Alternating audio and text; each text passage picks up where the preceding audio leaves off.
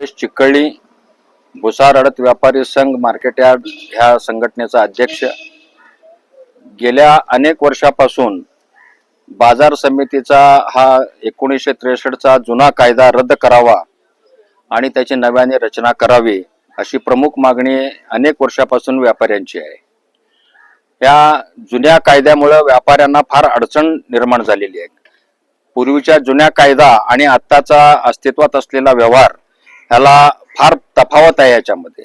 कारण त्याच्यानंतर या कायद्याच्या नंतर अनेक नवीन कायदे वेगवेगळ्या पद्धतीनं या ठिकाणी राबवले जातात आणि दुहेरी त्यामुळे हा एपीएमसीचा कायदा, एफएसआयचा कायदा, लीगल मेट्रोलॉजी ऍक्टचा कायदा, ह्या अशा अनेक कायद्यांच्या तरतुदीमुळे व्यापारी वैतागलेला आहे आणि त्यातनं आम्हाला सुटका पाहिजे म्हणून आपण कायद्याची बदल करावा अशा प्रमुख मागणी नेहमी करतो.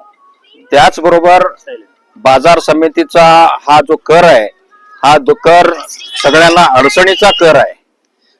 त्या करामुळं शेतकऱ्याला त्याच्या अपेक्षित पेक्षा किंमत कमी मिळते आणि खरेदीदाराला त्याची किंमत जास्त मोजावी लागते आणि त्याचा भुर्दंड ग्राहकांना बसतो आणि महागाई वाढते.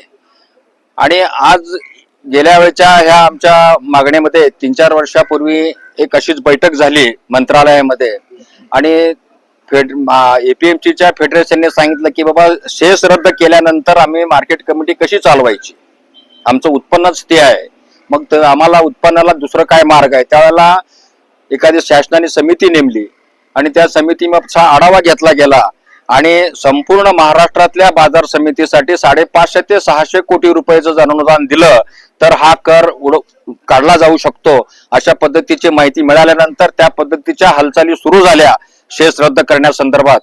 परंतु पुन्हा मार्केट कमिटीच्या फेडरेशननं सरकारला विनंती केली किंवा काय दबाव आणला माहित नाही, परंतु त्यांनी तो शेष अनुदान देऊन शेष रद्द करण्याचा प्रस्ताव पुन्हा बारगावला गेला. पुन्हा आम्ही काहीतरी करू असं शासन नेहमीच आम्हाला सांगतंय. त्याच पद्धतीनं गेल्या वेळी 28 सप्टेंबरला पुन्हा शासनाबरोबर बैठक झाली. त्या बैठकीमध्ये त्यावेळेचे उपमुख्यमंत्री देवेंद्रजी फडणवीस होते. त्यांनी ह्या शेष बद्दल त्या अधिकाऱ्यांना तात्काळ याच्यावरती काय करता येतं याचं रिपोर्ट द्या असं सांगितल्यानंतर 15 दिवसाच्या आत शेष हा पूर्वीचा शेष रद्द करून, म्हणजे पूर्वी 1% शेष होता तो रद्द करून कमीत कमी 25 पैसे आणि जास्तीत जास्त 50 पैशाच्या ह्याच्यामध्ये शेष आकारावा अशा पद्धतीचा आदेश काढण्यात आला. परंतु दुर्दैव व्यापाऱ्यांचं पुन्हा 3-4 दिवसामध्ये तो आदेश रद्द करण्यात आला. म्हणजे मार्केट कमिटीच्या फेडरेशनचा सरकारवर फार मोठा दबाव आहे आणि त्यामुळं व्यापाऱ्यावर अन्याय होतोय.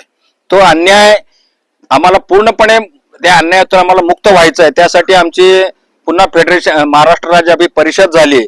त्या परिषदेने असा निर्णय घेतला की बाबा आपल्याला नेहमी आश्वासनं दिली जातात आणि आपले कुठलेही कामं होत नाहीत. एकतरी व्यापाऱ्यांचा परवाना हा 3 वर्षासाठी मर्यादेचा असावा आणि व्यापाऱ्यांच्या परवान्याचे नूतनीकरण जे आहे ते ऑनलाईन पद्धतीनं व्हायला पाहिजे.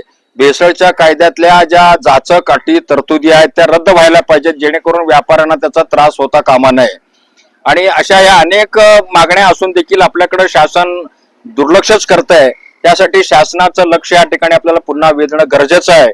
त्यासाठी आज आमचा हा 1 दिवसीय लाक्षणिक संप करण्याचा निर्णय घेण्यात आला आणि आम्ही परवा 28 तारखेलाच आमच्या सगळ्या व्यापाऱ्यांना बोलवून सांगितलं की बाबा असं आपल्याला पुन्हा 5 डिसेंबरला राज्यव्यापी बंद आहे, त्यामध्ये आपल्याला सहभाग आपला नोंदवायचा आहे. त्यामुळे इथला आज व्यापारी, आज मला वाटतं तुम्ही फिरून जरी बघितला असाल तर आम्ही कुणालाही जाऊन जबरदस्तीनं बंद करायला सांगितलेलं नाहीये. स्वयंपूर्तीनं हा बंद आहे. ह्याचाच अर्थ नक्कीच व्यापाऱ्यांना ह्या कराचा, एपीएमसीच्या कायद्याचा त्रास आहे म्हणूनच स्वयंपूर्तीनं लोकांनी बंद ठेवलेला आहे.